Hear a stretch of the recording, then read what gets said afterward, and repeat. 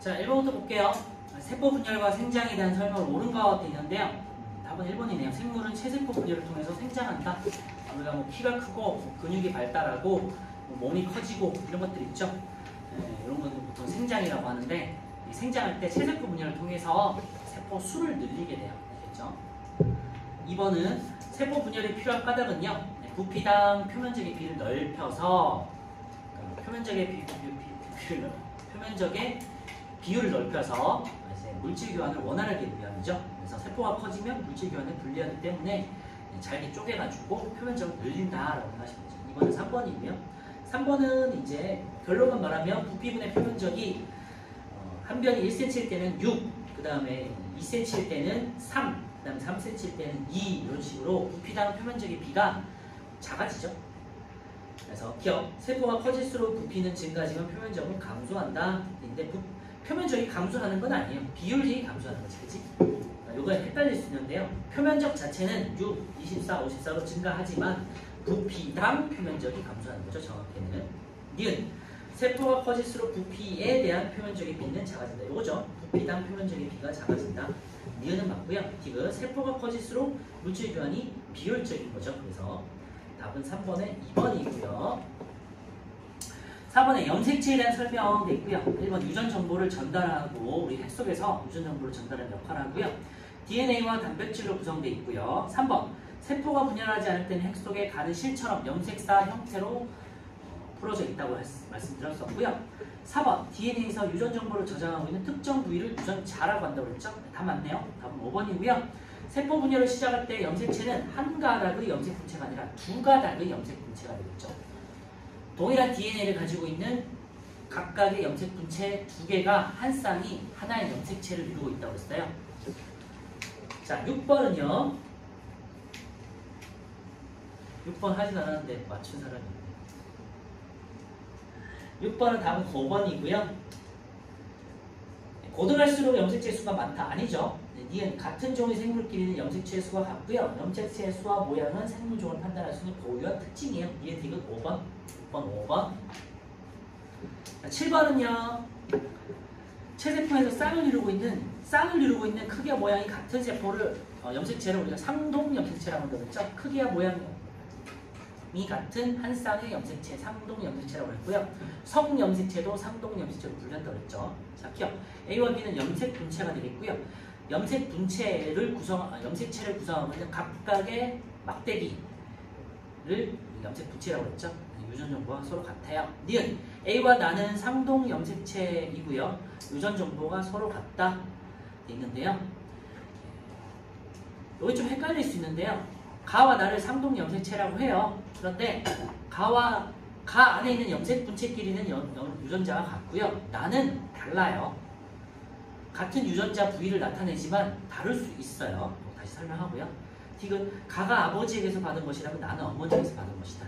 맞죠? 그래서 가를 만약에 아빠한테서 받았어. 그러면 나는 엄마한테서 받았잖아요. 그러면은 당연히 유전 정보가 다르겠지. 다시 한번 정리하면요. 이렇게 X, S 이렇게 해서 상동 염색체가 한 쌍이 있어요. 이거를 우리가 상동 염색체라고 해요.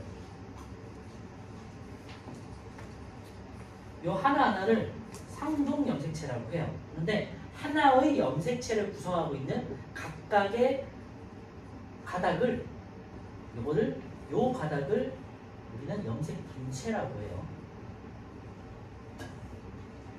그래서 용어 정리를 잘 해주시고요. 하나의 염색체 안에 있는 걸 염색 분체라고 하고요. 같은 크기와 모양을 가진 애를 짝을 상동 염색체 쌍이라고 하는 거예요. 아시겠죠? 그리고 만약에 어떤 여기에 이런 A라는 부위가 있고 여기에 A-라는 부위가 있는데요. 이 A가 만약에 쌍꺼풀을 나타내는 부위라고 쳐요. 근데 아빠한테서 온 거는 만약에 쌍꺼풀이 있는 거고 우성이라서, 그리고 A-는 엄마한테서 온 건데 엄마는 만약에 반대로 아파요. 아빠는 쌍꺼풀이 없고 외꺼풀인 거야. 그런데 엄마한테 온 거는 쌍꺼풀이야.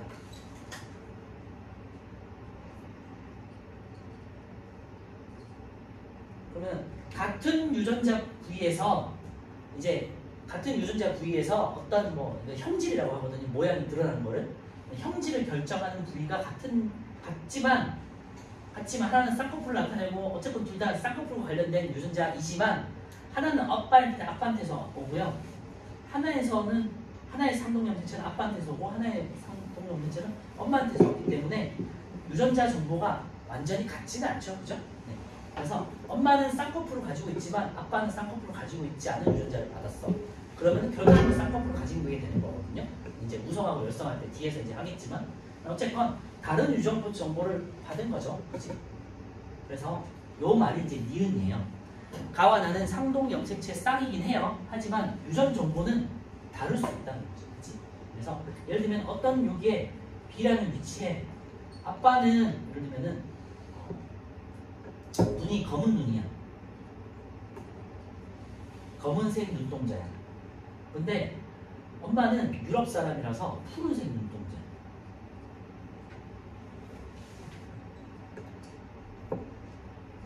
그래서 색깔이 다를 수 있잖아요. 그지? 그래서 요게 이제 유전 정보가 다르다는 의미를 말하는 거예요. 상동 염색체이지만 하나는 아빠한테서 오고 하나는 엄마한테서 왔기 때문에 유전 정보는 다를 수 있다는 거. 요걸 말하는 거예요. 그래서 용어가 좀 헷갈릴 수 있기 때문에 다시 정리할게요. 아빠한테서 엄마한테서 오는 걸 합쳐서 우리 상동 염색체 쌍이라고 하고 한 쌍이 존재해. 크기와 모양 같은 거. 그 다음에 하나의 염색체 안에는 하나의 각각 염색 분체가 있는데 이 염색 분체들은 유전 정보는 동일해. 하지만 상동 염색체끼리는 유전 정보는 달라. 아시겠죠? 자, 8번은요. 남자와 여자의 체세포의 염색체 구성을 순서 없이 나타낸 것이다. 돼 있고요. 가를 보시면 제일 오른쪽 아래쪽에 X, Y가 있네요. 그럼 남자네. 나는요. 오른쪽 아래쪽에 XX가 있네. 여자네. 라고 알 수 있겠죠. 1번 가는 남자, 나는 여자이다. 2번 가의, 와의 염색체는 아버지에 의해서 Y의 염색체는 항상 수컷에서만 옮겨지는 거예요. 남성 혹은 수컷에서만 옮겨집니다. 맞죠? 3번 가는 어머니에게서 22개의 염색체를 물려받았다 했는데요. 맞다고 생각할 수도 있겠지만 정확하게 붙이면요. 22개의 상염색체 혹은 23개의 염색체라고 바꿔줘야겠죠. 그죠? 왜냐면 상염색체 22개, 성염색체 하나씩을 받는 거기 때문에 요 말은 정확하게 하면 22개의 염색체가 아니라 22개의 상염색체 혹은 23개의 염색체로 고쳐주셔야 돼요.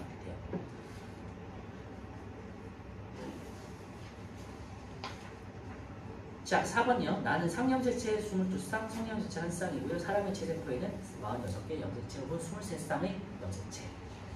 이렇게 정리하시면 될 것 같고요. 이게 이제 오늘 시험 범위니까 잘 한번 기억해 주십시오. 자, 우리 오늘은요 12페이지에 있는 체세포 분열까지 나갈 건데요. 체세포 분열은 우리 몸을 구성하는 일반적인 체세포, 몸을 구성하는 세포를 체세포라고 해요. 체세포의 분열 과정이고요. 항상 동일하게 유지가 돼야 되니까 결과물은요 엄마 세포인 모세포와 이제 분열된 후의 세포를 딸세포라고 하는데 모세포와 딸세포가 항상 동일한 유전 정보를 가진다. 이게 결론이에요. 염색체 수와 유전자량이 항상 같다. 그리고요. 뒤에서 이제 우리 다음 주에 할 감수 분열 혹은 생식세포 분열은요. 정자와 난자를 구성하는 세포인데요. 이때는 엄마와 아빠가 만나서 동일한 세포의 23쌍의 염색체의 쌍을 구성해야 되잖아요. 그러니까 반반씩 줄어 있어야겠지. 그래서 감수 분열 같은 경우는 결론을 따지면요. 염색체의 수와 DNA 양이 절반으로 줄어져 있어요. 어쨌든 뭐 다음 주에 하도록 하고요. 오늘은 체세포 분열만 할게요. 자, 첫 번째 체세포 분열은요. 체세포 한 개가 두 개로 나눠지는 것을 말하는데 오른쪽에 볼게요. 체세포 분열 장소를 보시면 동물이 가장 중요하죠. 우리 몸 전체라고 되어 있는데요. 몸 전체에서 체세포 분열이 일어나 생겨난다. 몸 전체에다가 밑줄에 넣으시면 될 것 같고요. 그래서 체세포 분열의 결과물은요. 하나의 세포가 두 개의 세포로 나눠지는 거예요. 이렇게 쪼개지는 거예요.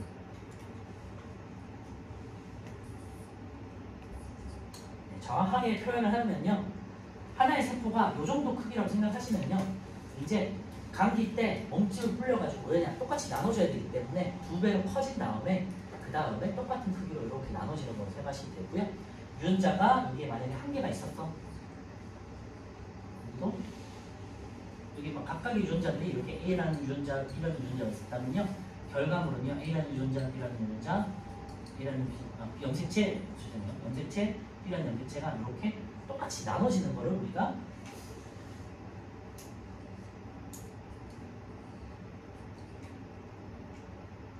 체세포 분열이라고 하고요. 그림을 표현하면 이렇게 표현할 수 있어요. 처음에 일반적인 세포는 이렇게 이제 생겼단 말이에요. A라는 염색체, B라는 염색체가 이렇게 하나씩 있는데 이렇게 이제 염색체가 감기 때 억제를 해놔요. 왜냐면 나눠줘야 됩니다. 그래서 A도 2개, B도 2개 이런 식으로 염색 분체식으로 이렇게 억제를 해놔. 한 다음에 이렇게 분열기 때 똑같이 반으로 쪼개서 나눠지죠. 크기도 커졌다가 반으로 똑같이 이렇게 나눠집니다. 이게 체세포 분열이에요. 그래서 결과물은 엄마 세포와 딸 세포가 동일한 세포가 한 개가 엄마 세포 한 개가 동일한 세포 2개로 나눠지는 결과물이 체세포 분열이에요. 그런데 감수 분열은요, 염색체 수와 DNA 양이 절반으로 뚫어진 모세포가 4개로 이렇게 쪼개지는 게 감수 분열의 결과인데요. 그거 다음 주에 할게요. 어쨌건 체세포는 모세포가 딸세포 2개로 나눠지는 거고 염색체 수와 DNA 양은 똑같다. 아시겠죠? 자, 2번 볼게요. 체세포 분열 과정인데 별별 쳐놓고요. 이 과정 자체는 기본적으로 감수 분열하고 거의 동일하게 작용이 진행이 돼요. 대신에 감수 분열은 이 분열기가 2번 진행된다는 것만 차이가 있거든요. 일단은 체세포 분열 과정에서 2개로 나눠지는데요. 첫 번째 간기와 핵분열로 나눠져요. 핵분열돼 있는데 그냥 분열기 이렇게 생각하시면 돼요. 그래서 첫 번째 간기와 분열기로 나눠지고요. 모든 세포들은 대부분의 일생의 대부분을 간기로 살아요. 그냥 간기 휴식기로 살아요. 멈춰져 있다는 소리예요. 그래서 그냥 평소에 조용히 살다가 내가 어떤 특정 시점에 뭐 청소년이다 그러면 키가 클 거 아니야. 근육이 커지고 그런 게 있을 거 아니에요. 특정 시점에 갑자기 이제 분열을 해요. 그때만 분열하고 또 분열이 멈추면 다시 이제 쪼개진 다음에 다시 그냥 평생까지는 아니지만 긴 시간 동안 그냥 오랜 시간 동안 그냥 머물러 있어요. 일반적으로 휴식하고 있다가 필요할 때 생장을 하거나 분열을 하거나 할 때만 이제 쪼개진다고 생각하시면 돼요. 그래서 대부분의 시기를 세포는 간기의 형태로 사는데요. 이때는 우리가 일반적으로 실처럼 풀어있다고 했잖아요. 그래서 염색사 형태로 풀어져 있어요.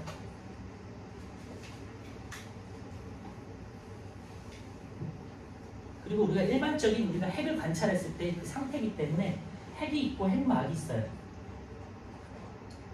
그래서 핵막 안에 이렇게 실처럼 이렇게 DNA들이 이렇게 풀어져 있어요. 이게 지금 간기의 특징이고요. 평소에 이렇게 있다가 이제 얘네가 분열에 들어가기 시작할 때 간기도 3단계가 있거든요. 네, 뭐 여러분들은 아직은 몰라도 되니까 분열하기 직전에 얘들이 이제 아까 전에 말씀드렸지만 DNA를 2배로 증폭을 시켜야겠죠. 그래서 DNA를 복제를 시켜요. 일단은 세포를 좀 크게 해놓고요.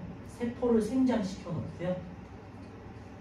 세포를 생장한다는 말은 세포를 구성하고 있는 여러 가지 소기관들이 있을 거 아니야. 미토콘드리아, 핵은 아니고 미토콘드리아 뭐 여러 가지 뭐 기관들이 많잖아요. 식물 같은 영역체도 있고, 그죠? 그런 것들을 2개로 항상 몇 개씩 만들어놔야지. 그냥 쪼개내야 돼요. 그래서 세포 소기관 같은 걸 만들어 놓고 세포가 조금 커진다는 거예요. 그 다음에 유전 물질인 DNA를 복제를 시켜요. 2배로. 이렇게 해놔야 똑같이 쪼갤 수 있잖아요. 그죠? 이런 걸 준비하는 시기가 간기예요. 그래서 첫 번째 이제 볼게요. 세포의 크기가 커진다 그랬죠? 제가 아까 말씀드렸던 이제 세포 생장이 되는 시기가 되겠고요. 세포가 똑같은 물질로 똑같이 나눠져야 되잖아요. 그치? 그러니까 기본적으로 한 2배 정도로 일단 뭐 정확하게 2배는 아니지만 어느 정도 거의 이제 2배 비슷하게 이제 커지겠죠. 세포도 커지고 세포를 구성하고 있는 여러 가지 물질들, 세포질이라든지 그 다음에 여러 가지 영양 물질이라든지 아니면 세포 소기관들이 2배로 증가시킵니다. 아시겠죠? 그리고 DNA가 복제된다. 거기다가 이제 줄여 넣으세요. 이게 가장 중요한 내용인데요. 감기 때 가장 중요한 게 DNA를 2개로 쪼개기 위해서 2배로 복제를 시켜놔야겠죠. 그리고요, 이때는요, 밑에 이제 2번째 핵막이 있어요. 그래서 핵이 정확하게 관찰되는 시기가 간기예요. 그래서 핵막이 뚜렷하게 관찰된다는데 핵막에다가 동그라미 쳐놓고요. 핵막이 있기 때문에 핵이 관찰되는 거예요. 핵막이 사라지면 핵은 당연히 없어진 거지. 그리고 밑에 옆에 보시면요, 실처럼 풀어져 있다 되는데 아까 제가 말씀드렸지만 평소에는 그냥 염색사 형태로 실처럼 풀어져 있어요. 이게 이제 이렇게 정리하시면 돼요. 분열 전에는 평소에는 염색사 형태로 실처럼 풀어져 있고요, DNA가. 그 다음에 핵이 있어요. 관찰돼요. 핵막으로 이제 쌓여있기 때문에. 그리고 이제 분열하기 직전에 이제 세포를 생장시켜서 세포 소기관 같은 것도 늘려놓고 세포 크기도 커지고요. 그 다음에 DNA를 2배로 복제시켜 놓는 시기다. 이게 가장 중요한 거죠. DNA 복제. 그 다음에 염색사 형태로 풀어져 있어요. 그리고 핵이 있다는 거. 이 정도 기억하시면 될 것 같고요. 이제 분열기를 들어갈 건데요. 분열기를 딱 들어갔을 때 분열을 해요. 그러면 처음에 이제 염색사가 염색체로 응축이 돼요. 염색체 응축. 그래서 이게 중요한 건데요. 간기에 염색체가 응축된 다음에 분열이 들어간 게 아니라 분열에 들어갔을 때 응축되기 시작하는 거예요. 알겠죠? 요때를 우리가 4개의 시기로 나누는데 분열기를 전기, 중기, 후기, 말기. 앞전자 알죠? 전기, 그 다음에 가운데 배치되는 시기를 중기, 그 다음에 이제 양극으로 분리되는 시기가 있는데 그거는 이제 후기, 그 다음에 말에는 세포질이 분열이 될 거예요. 전중, 후, 말 4단계로 구성되는데 한두 개 시기의 특징을 꼭 기억하고 계셔야 돼요. 염색체가 응축이 돼요. 그 다음에 핵이 어떻게 되냐? 핵막이 사라져요. 그러면 당연히 핵도 사라지겠죠. 이게 중요한 거예요. 간기 때는 염색사 형태로 있다가 분열에 들어갔을 때 전기에 응축된 거예요. 염색체로. 마찬가지로 핵도요. 평소에는 핵이 있다가 분열에 들어갔을 때 핵막이 사라지면서 핵이 사라진 거예요. 핵막이 없어지고 핵이 사라진 다음에 분열이 들어온 게 아니에요. 순서가 되게 중요해요. 들어와서 분열에 들어온 다음에 핵막이 사라지는 거예요. 알겠죠?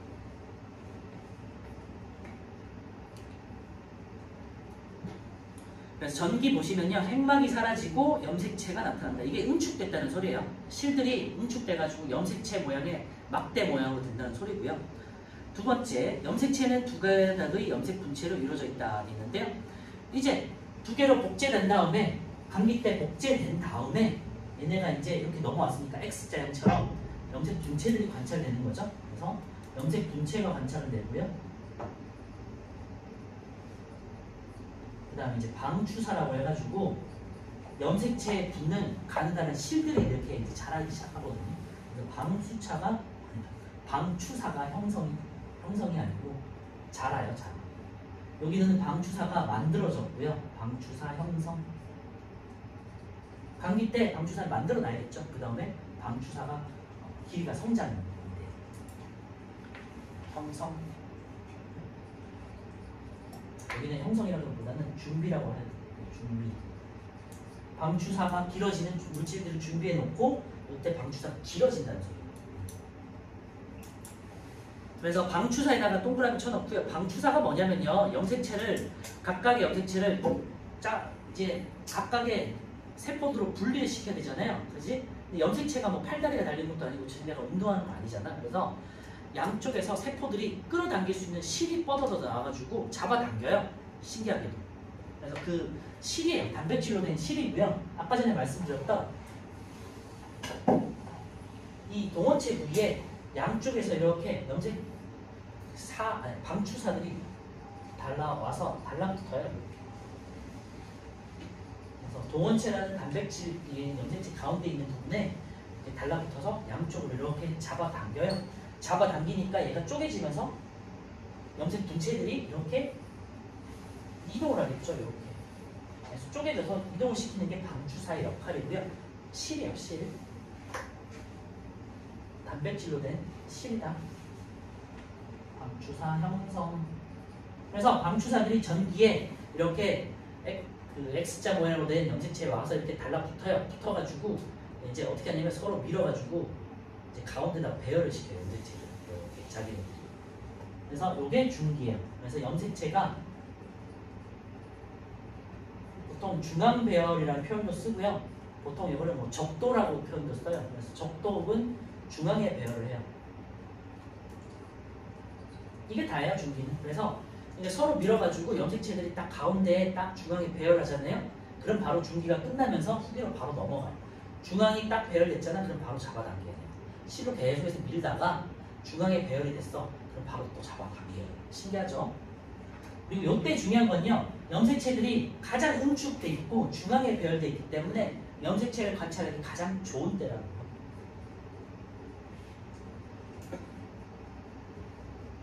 관찰하기 가장 좋은 때는 게 이게 가장 또 중요한 문제이기도 해요. 지문에 많이 나와요. 중기 보시면요. 그림 한번 같이 보세요. 방추사가 부착된 염색체가 세포 중앙에 배열되어 밑줄에 넣으시고요. 염색체의 수와 모양을 관찰하기 가장 좋은 시기가 밑줄에 넣으세요. 왜냐면 가장 응축돼 있고 가장 중앙에 배열돼 있으니까 헷갈리지 않고 정확하게 뚜렷하게 볼 수 있잖아요. 그지? 그래서 중기의 특징은 염색체가 중앙에 배열해서 염색체를 가장 또렷하게 관찰할 수 있다. 왼쪽 그림을 보시면요, 정말로 염색체들이 가운데에 이제 딱 이제 배열되어 있는 거 볼 수 있고요. 양쪽으로 뭔가 실 같은 것들이 뻗어져 있잖아요. 이게 방추사예요. 자, 후기는요, 이제 그림과 함께 같이 보세요. 거기 이제 염색체들이 양극으로 이동해요. 염색체 양극 이동. 그래서 그림상으로 이렇게 이제 온폭 파이기 시작하죠. 여기가 이제 쪼개지기 전에 이제 늘어나는 거죠. 하나에 이제 빵빵했던 것들이 이렇게 쭉 잡아당겨지니까 이렇게 늘어나는 거 있잖아요. 그치? 이렇게 약간 치즈 늘어나듯이 이렇게 쭉 늘어나죠. 그래서 이쪽으로 이제 염색체들이 각각 쪼개져서 반반씩 이렇게 나눠지는 거예요. 두 배로 늘려놨던 거를 하나씩 이렇게 갖고 가는 거니까 똑같은 양이 옮겨지는 거죠. 그치? 네, 그렇게 생각할 수 있죠. 그래서 후기는 이게 다예요. 염색체가 양극으로 이동하는 거. 그래서 방추사에 의해서 두 가닥의 염색 분체가 분리된다 했는데요. 여기다가 밑줄하세요. 염색 분체 분리, 그리고 세포 양쪽 끝으로 이동한다. 그래서 여기서 중요한 건요, 분리가 된 건요, 염색체에 있는 염색 분체예요.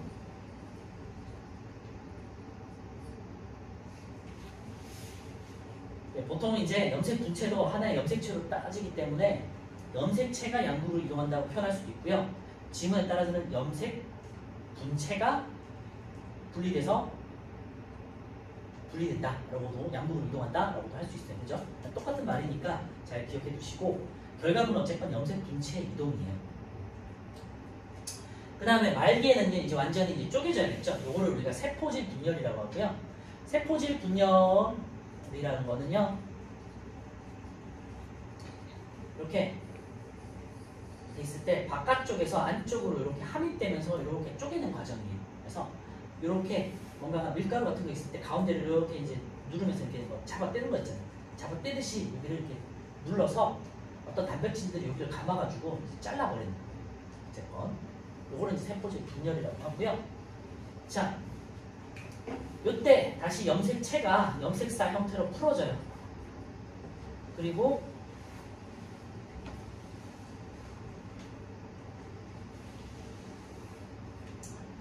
아까 말했죠? 전기에 들어가서 염색체로 응축되고요. 간기 들어가기 전에 이미 염색사로 만들었다. 실로 형태로 풀어지는 거예요. 그렇죠? 그 다음에 다시 또 핵막이 생겨. 간기 들어가기 전에 말기 때 이미 핵막과 핵이 생겨버리는 거예요. 아시죠?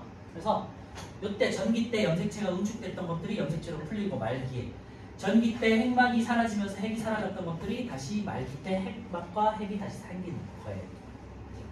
그래서 완전히 분리가 되는 거예요. 끝. 그래서 전기는 이런 것들 염색체가 응축되고 핵막이 사라지고 방추사가 형성되더라. 중기는 가운데 적도 배열, 중앙 배열, 그 다음에 후기는 십적, 양극 이동, 염색 분체가 분리한 결과물이 되겠고요. 말기는 세포질 분열인데, 이때 중요한 거는 염색사 형태로 다시 풀어지면서 핵막이 생기더라. 이거 잘 기억해 주세요.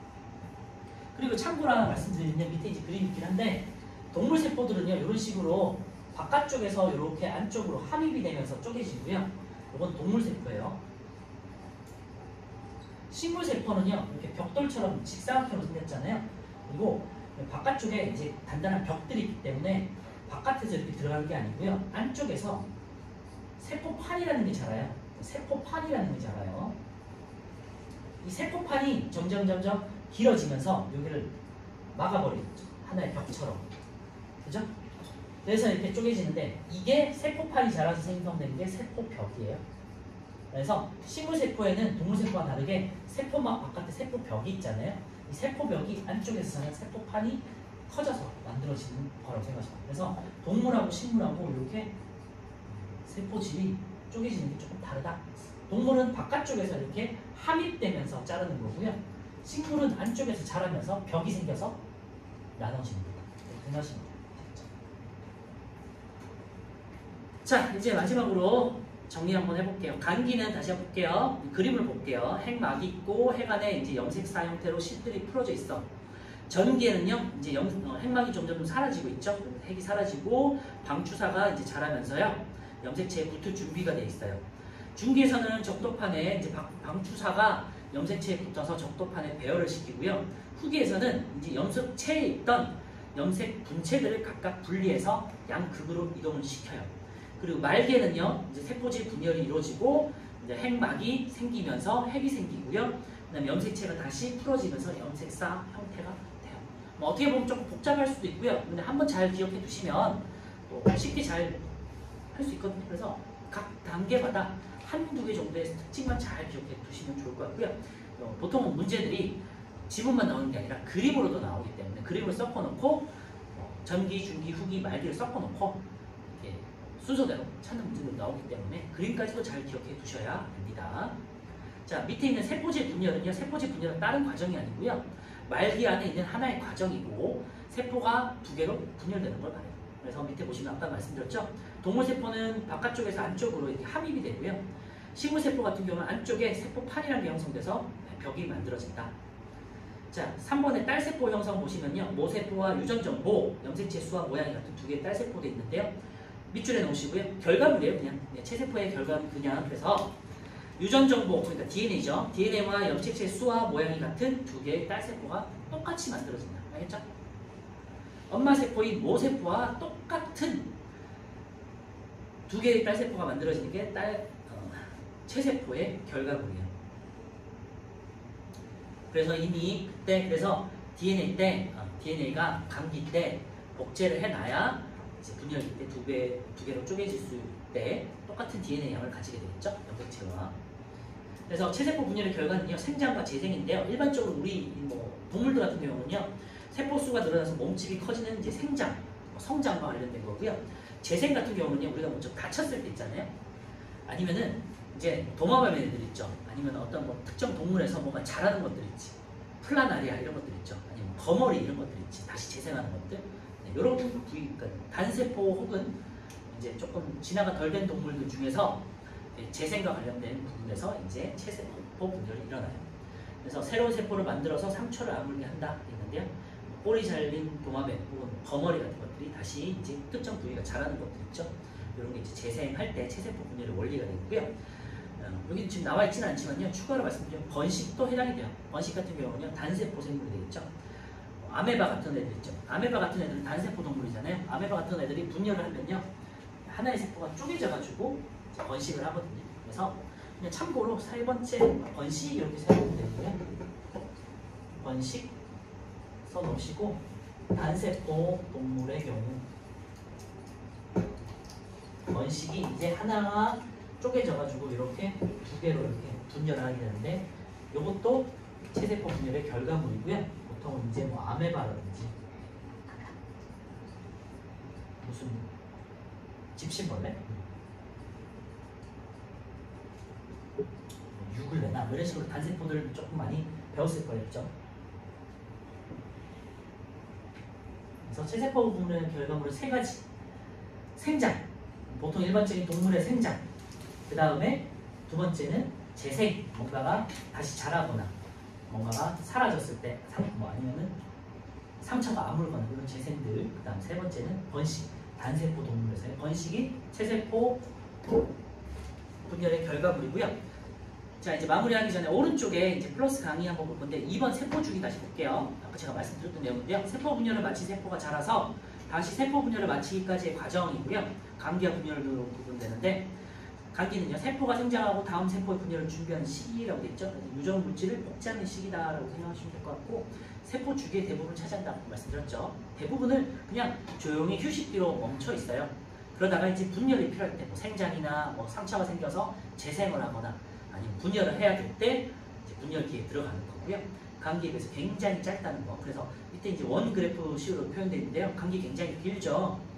그리고 지금 정확하게 이제 표현 안 돼 있지만요. 왼쪽에 있는 게 이제 첫 번째 시기고요. G1기라는 첫 번째 시기고, 두 번째 이제 가운데가 감기가 이제 S기, DNA가 복제되는 시기고, 이제 분열기에 막 들어가기 직전이 G2라고 해가지고 세포가 좀 커져 있죠. 확인할 수 있어요. 그 정도만 참고하시고 분열기는 굉장히 짧다는 거 확인할게요. 그리고 오른쪽 아래쪽에 4번인 체세포 분열과 번식에 제가 방금 말씀드렸던 그 번식에 대한 내용이 있으니까 다시 볼게요. 단세포 생물의 경우에는 체세포 분열로 생긴 딸세포가 새로운 개체가 된다 돼 있고 아메바 집신골을 이렇게 있다고 했죠. 자, 오른쪽에 5번부터 10번까지 한번 풀어볼게요.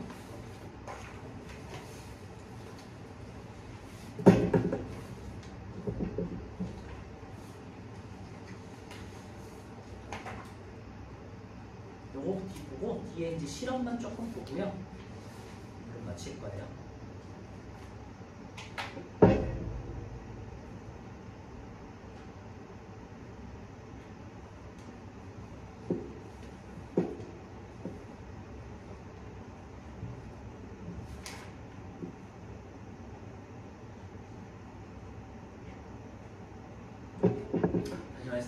다시 말씀드리지만 요 파트는 굉장히 용어들이 헷갈리기 때문에 용어 정리를 좀 잘해주시고요. 그리고 체세포 분열하고 감수 분열이 똑같은 과정이기 때문에 과정, 전기, 중기, 후기, 말기에 대한 내용들도 잘 숙지해 놓으시면 좋을 것 같아요. 두 가지 정도.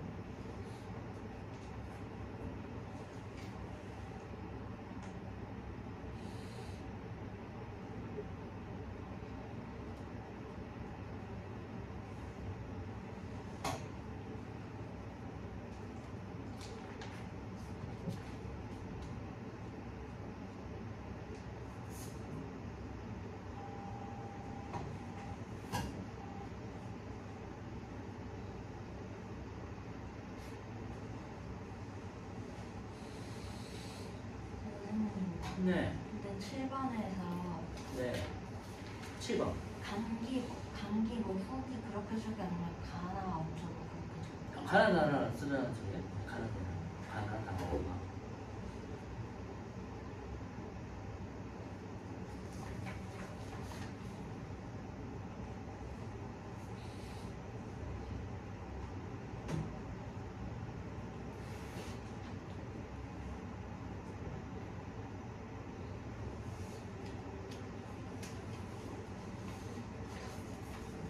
자, 볼게요. 5번. 자, 기억은요, 이제 간은 실처럼 생겨서 염색체에 붙는 거를 우리가 방추사라는 실이고요.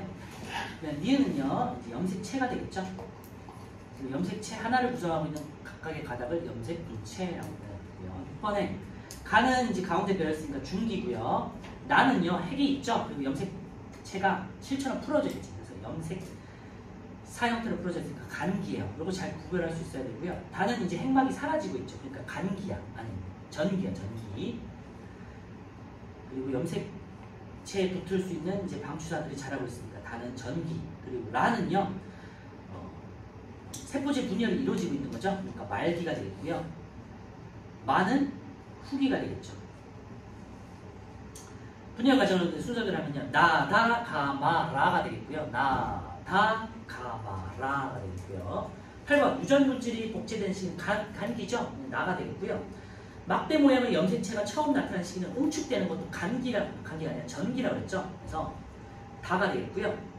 염색체 수와 모양을 관찰해 가장 좋은 시기는 중앙에 변대기 되었을 때 가장 응축되고 중앙에 변되니까 잘 관찰이 좋다고 했죠. 또렷하게 가가 되겠죠. 그래서 8번은 나, 다, 가가 되겠고요. 자, 간은 식물세포죠. 나는 동물세포고요. 9번. 자, 10번. 분열 결과 두 개의 딸세포가 만들어지는 게 체세포 분열의 결과죠. 5. 상처 부위가 아물 때, 이제 재생이죠. 체세포 분열 맞고요. 세포 크기에 따라서는 아니죠. 세포가 어떻게 이제 염색체가 어떻게 위치하고 있느냐에 따라서 전기, 중기, 후기, 말기로 구분하는 거죠. X. 상동 염색체가 분리되면서가 아니죠. 상동 염색체 분리는 뒤에 할 텐데요. 뒤에서 할 텐데, 요거는 감수 분열, 제1 감수 분열의 결과물이에요. 그리고 체세포 분열 같은 경우는요, 염색분체에 분리죠. 염색분체가 분리돼서 서로 다른 딸세포로 들어가는 거니까 X.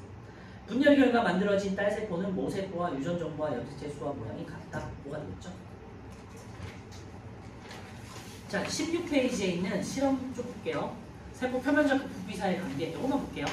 자, 가로 4cm, 세로 2cm, 높이 2cm 직육면체 모양의 우무조각, 우무가사리라는 그 조류가 있어요.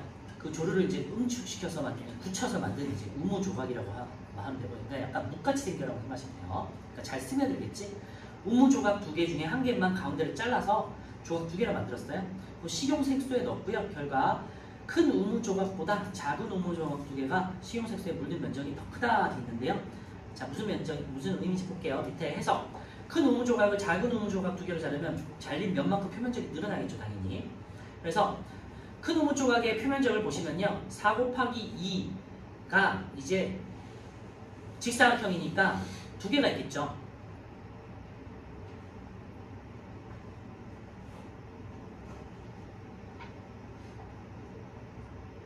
네 개? 네 개인가?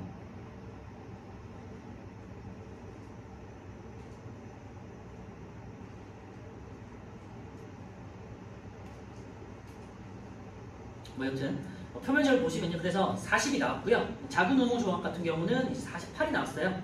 부피만 따지면요. 4 곱하기 2 곱하기 2니까 이제 큰 우무 조각은 이제 16이 되겠고요. 작은 우무 조각은 이제 두 조각으로 쪼개는 거니까 8 곱하기 2에서 16이 되겠죠. 부피당 표면적을 보시면요. 같이 16이긴 하지만 면적이 40과 48이기 때문에 부피당 표면적의 비율이 좀 달라지죠. 당연히 작은 쪽이 더 커지죠. 그래서 우무 조각을 세포라고 하고요. 식용색소를 영양소라고 했을 때 이제 흡수가 되는 거. 세포가 커지면 표면적이 커지는 비율이 부피가 커지는 비율보다 작아지기 때문에 부피에 대한 표면적의 비, 부피분의 표면적이 작아져서 세포에 필요한 영양소를 흡수하는데 불리하다 돼 있어요. 그래서 세포가 작을수록 이제 표면적이 넓어지기 때문에 물질 교환에 원활하다 그런 내용이죠. 물질 교환은 세포 표현을 통해서 일어나므로 세포 부피에 대한 표면적인 비가 커야 물질 교환이 효율적으로 일어나고요. 그리고 따라서 세포는 어느 정도 커지면 분열하여 세포 수를 늘린다 돼 있고요. 자, 밑에 이제 1번하고 2번만 풀어보고 마칠게요.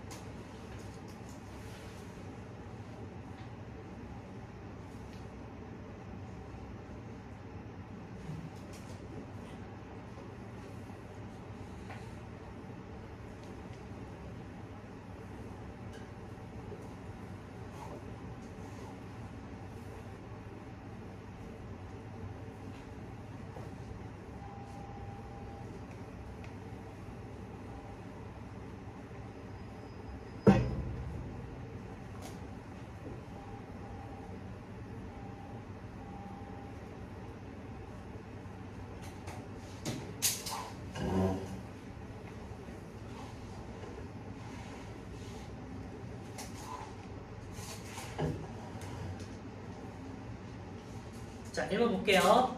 작은 우무 조각 두 개가 큰 우무 조각 두 개보다 식용색소에 물린 면적이 더 커졌죠.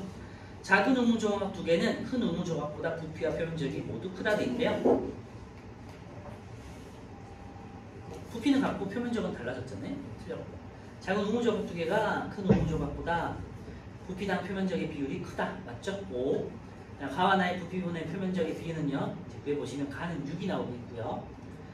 부피는 1 곱하기 1 곱하기 1이니까 1이고 면적은 1 곱하기 1이 6개가 있으니까 6이죠. 그래서 1분의 6이 되겠고요. 나 같은 경우는 우리 앞에서 했지만 표면적 같은 경우는요. 2 곱하기 2, 4 곱하기 6에서 24가 되겠고요. 부피 같은 경우는 2 곱하기 2 곱하기 2에서 8이 되죠. 8분의 24니까 3이 되겠죠.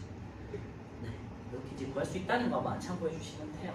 결론은 표면적이 넓어질수록 부피나 표면적이 넓어질수록 물질 교환에 효율적이기 때문에 이제 동물들이나 식물들 같은 경우 표면적을 넓히는 쪽을 선택해서 진화하게 되었다라는 게 내용입니다. 네. 여기까지 하고요. 다음 주는 이제 체세포 분열 이어서 감수 분열을 볼 거예요. 그래서 숙제는 제가 오늘 프린트로 드릴 거고요. 체세포 분열에 관련된 프린터 한번 풀어보시고 다음 주에 이제 이어서 같이 보도록 하고요. 오늘은 이제 염색체에 대해서 풀어볼게요. 자, 1분의 시험 볼게요.